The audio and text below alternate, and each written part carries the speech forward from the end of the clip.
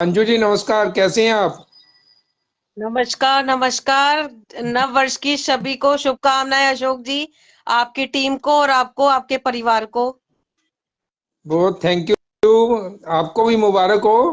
काफी समय बाद आपसे मुलाकात हो रही है। आप कैसी हैं? अब बस बहुत बढ़िया। अब तो एमपी के चुनाव की तैयारियां शुरू हो चुकी हैं। एक उत्सव भी पास में आ रहा है, जैसा कि आपको पता ही है। हाँ अयोध्या नगरी में रामलला विराजमान होने वाले हैं।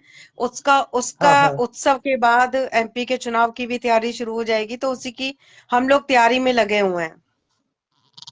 चलो, बहुत बहुत अच्छा काम कर रहे हो आप तो। समाज के लिए अच्छा काम कर रहे हो, तो अच्छी बात है।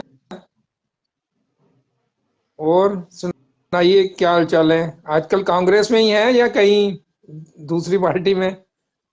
नहीं नहीं, कांग्रेस में ही है। और दूसरी पार्टी में क्यों? दूसरी पार्टी वाले अगर अच्छा। अपने कार्यकर्ताओं का महत्व समझेंगे, उनके काम का महत्व समझेंगे, तो रिस्पेक्ट देंगे एज ए लेडी, तो बने रहना तो हमारा है ना। मुझे हो गए 3 साढ़े 3 साल तो हो गए हैं इसमें। हाँ और हाँ। बेसिकली हम लोग काम को महत्वता देते हैं।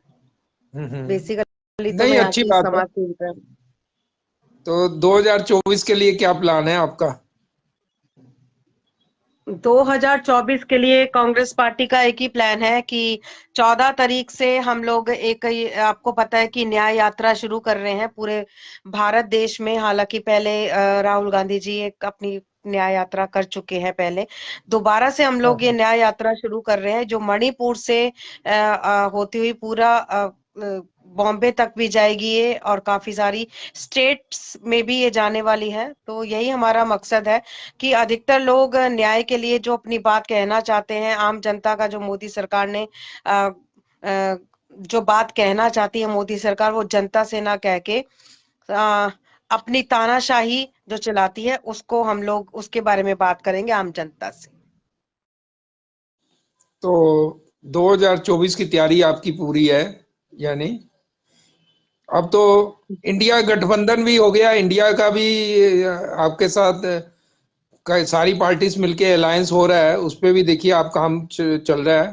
तो आपको क्या लगता है कि इस बार मोदी सरकार को अच्छी टक्कर दे पाएंगे आप, जो विपक्ष है? मोदी सर मोदी सरकार को टक्कर दे पाना ना दे पाना, देखिए जनता समझदार है आजकल की।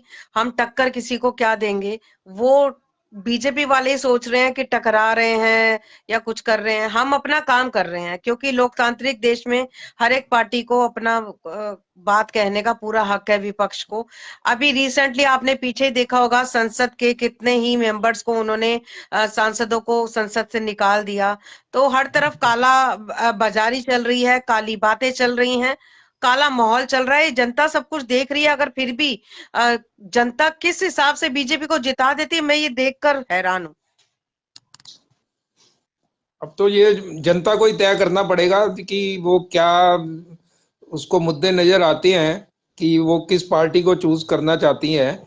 लेकिन मेरे ख्याल से, मेरा पर्सनल ओपिनियन ये है कि जनता को काफी समझदार होना चाहिए। उसको सोचना चाहिए कि वो वैसे तो सारे ही साल एक पार्टी को गालियां निकालते रहेंगे, लेकिन जब चुनाव आने का टाइम होगा तो वो उसी पार्टी को जिता देते हैं। मैं किसी पार्टी का नाम नहीं ले रहा, लेकिन ऐसा होता है कि आप सारे साल आप उसके खिलाफ बोलते रहोगे, लेकिन जब चुनाव में वोट डालने की बारी आती है तो आप उसी को जिता देते हो। आपको नहीं ऐसा लगता क्या?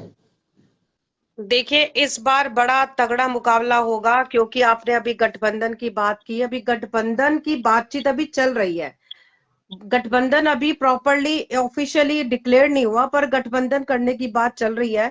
वो ये है कि सारी पार्टियां एक होकर मोदी सरकार को एक चैलेंज देने वाली हैं कि वाई मोदी सरकार अगेन। वो मोदी सरकार वापसी क्यों करे? जनता को में बेरोजगारी, और हालांकि बाकी स्टेट्स में 3 4 स्टेट में वो जीती है। मैं जनता से ही पूछना चाहती हूँ, इतनी बेरोजगारी की बातें करती है, महंगाई की बातें करती है, फिर किस हिसाब से बीजेपी जीत जाती है? ये सोचने का विषय है। और आपके चैनल के माध्यम से, आपके माध्यम से मैं पहले भी कितनी बातें कर चुकी हूँ। क्योंकि बात और मत एक ही है हमारा कि जनता की आवाज, जनता के लिए जो सरकार काम नहीं करती उस सरकार को जल्द से जल्द हट जाना चाहिए। सिर्फ डुगडुगी बजाकर, थाली बजाकर, दिया जलाकर, हालांकि धार्मिक, मेरे हिसाब से, मैं खुद अपने पे ये लेती हूँ कि मैं, मेरे हिसाब से कोई भी देश धर्म पर चलता नहीं है। हाँ, ये धर्म निरपेक्ष देश है, ये समझना चाहिए सबको। लेकिन जैसे कि 22 तारीख को राम मंदिर का उद्घाटन हो रहा है, तो आपको लगता है कि इस मुद्दे पे जो काफी वोट ले जाएगी बीजेपी इसी मुद्दे पे,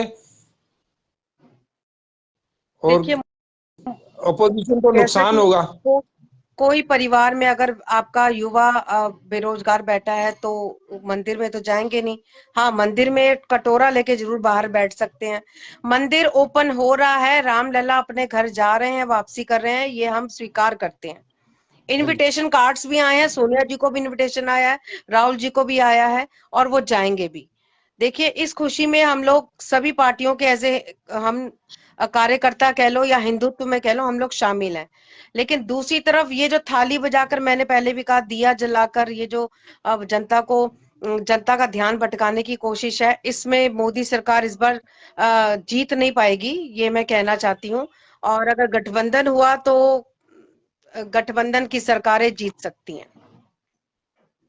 गठबंधन तो है ही है, लेकिन दिल्ली में आपको लगता है कि जो केजरीवाल की पार्टी है, आम आदमी पार्टी, उसके साथ कैसे आपका तालमेल बैठ पाएगा? ये बहुत बड़ा मुद्दा है दिल्ली और पंजाब में, क्योंकि आप मुद्दा तो सेम है कि ईडी कार्रवाई कर रही है जो अपोजिशन के खिलाफ, तो उस मुद्दे पे तो आप साथ हैं, लेकिन आपकी और आम आदमी पार्टी की जो कई विचारधारा है वो नहीं बनती नहीं है, तो कैसे हो पाएगी? मुझे नहीं लगता कि दिल्ली और पंजाब में कुछ तालमेल बैठ पाएगा।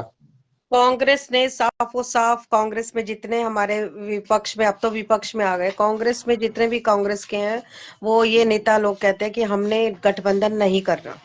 उन्होंने साफ मना कर दिया। बाकी अब देखते हैं आला कमान ने क्या सोचा है, किस हिसाब से गठबंधन किया जाएगा। उसमें गठबंधित होकर हम लोग अगर मोदी सरकार को हटा पाने में अगर एक होते हैं तो गठबंधन होना चाहिए। और मेरे हिसाब से मैं गठबंधन के पक्ष में, तो पर्सनली कह रही हूँ, मैं गठबंधन के पक्ष में नहीं हूँ। अच्छी बात है। अंजू जी, अंजू जी, आगे चुनाव में लोकसभा के लिए आप आ रही हैं क्या एज ए कैंडिडेट? देखिए, एज ए कैंडिडेट तो मैं लोकसभा के लिए नहीं आऊंगी, हालांकि नाम वो दे रहे हैं, बार बार कह भी रहे हैं, पर मैं इतना बड़ा अभी चुनावी दाव नहीं खेल सकती। अभी मैं राजनीति में इतना अच्छे से नहीं जानती। जैसा कि आपने खुद ही कहा कि अंजू जी, आप अभी, क्योंकि इतना बड़ा जो 10 लोकसभा पे जो चुनाव होता है उसके लिए काफी तैयारी की जरूरत होती है। पर हाँ, आने वाले चुनाव के लिए मेरी तैयारी पूरी है।